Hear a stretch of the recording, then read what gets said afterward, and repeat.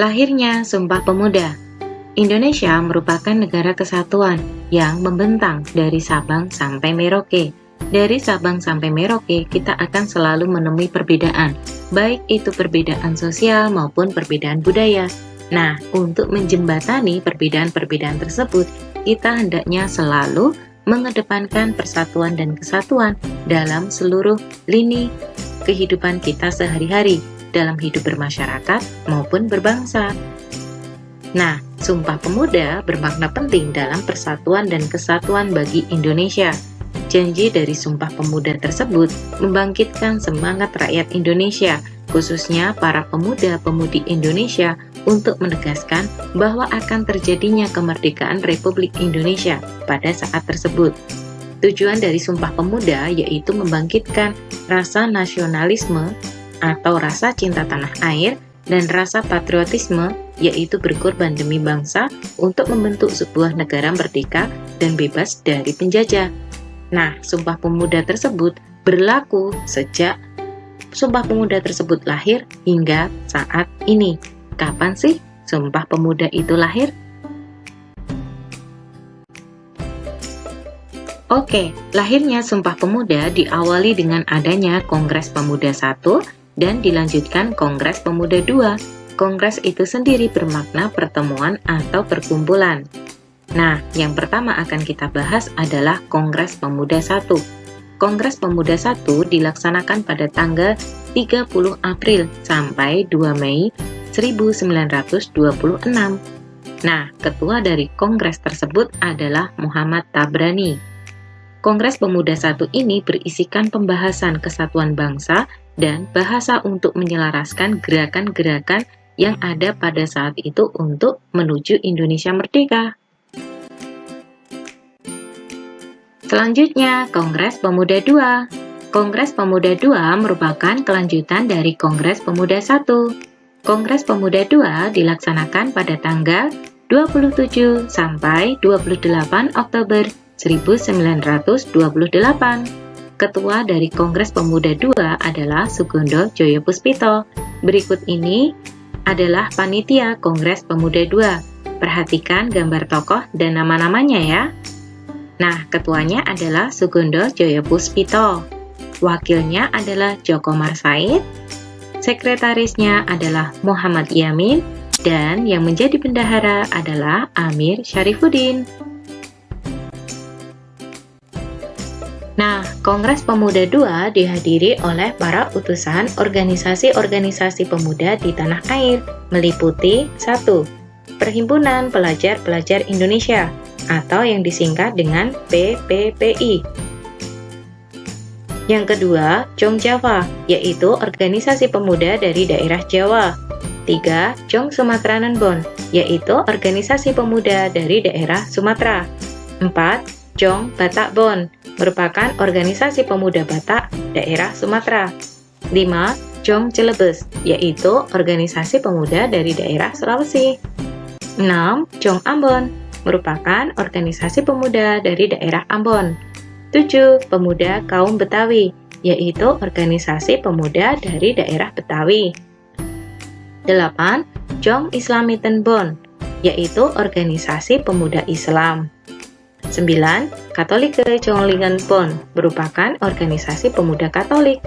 10. Pemuda Indonesia, dan 11. Organisasi Sekar Rukun.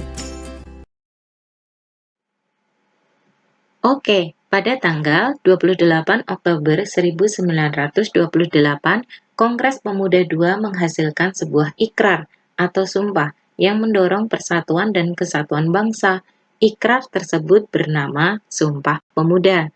Oleh karena itu, tiap tanggal 28 Oktober diperingati sebagai Hari Sumpah Pemuda.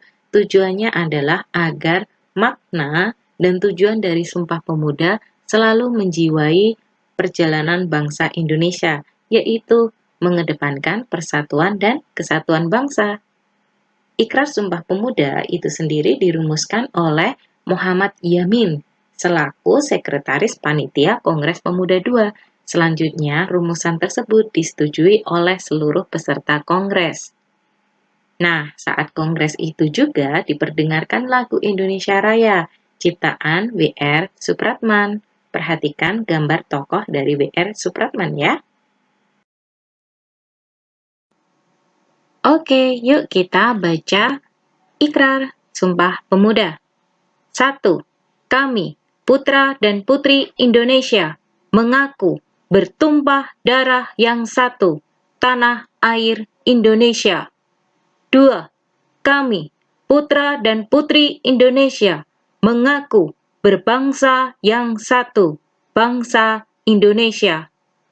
3. Kami, putra dan putri Indonesia, menjunjung bahasa persatuan, bahasa Indonesia. Lahirnya Sumpah Pemuda tersebut merupakan kesadaran bagi bangsa Indonesia, terutama pemuda-pemudi Indonesia, untuk mengedepankan persatuan dan kesatuan dalam mengusir penjajah dan mewujudkan negara Indonesia yang merdeka. Cikal bakal kesadaran pentingnya persatuan dan kesatuan bangsa untuk mewujudkan negara yang berdaulat dipelopori oleh organisasi nasional bernama Budi Utomo. Nah, organisasi Budi Utomo merupakan organisasi pertama pada zaman pergerakan nasional. Lahirnya Budi Utomo adalah pada tanggal 20 Mei 1908. Pendiri Budi Utomo adalah Dr. Sutomo dan Dr. Wahidin Sudirohusodo. Organisasi Budi Utomo ini menumbuhkan dan menandai terjadinya kebangkitan bangsa secara nasional atau secara menyeluruh. Nah, oleh karenanya hari lahirnya Budi Utomo yaitu 20 Mei dijadikan sebagai Hari Kebangkitan Nasional. Yuk kita perhatikan gambar tokoh dari Dr. Sutomo dan Dr. Wahidin Sudirohusodo selaku pendiri Budi Utomo. Perjuangan untuk mempertahankan persatuan dan kesatuan bangsa belum selesai, meski pada saat ini Indonesia telah menjadi negara merdeka. Hal ini dikarenakan usaha mempersatukan bangsa selalu mendapat ancaman.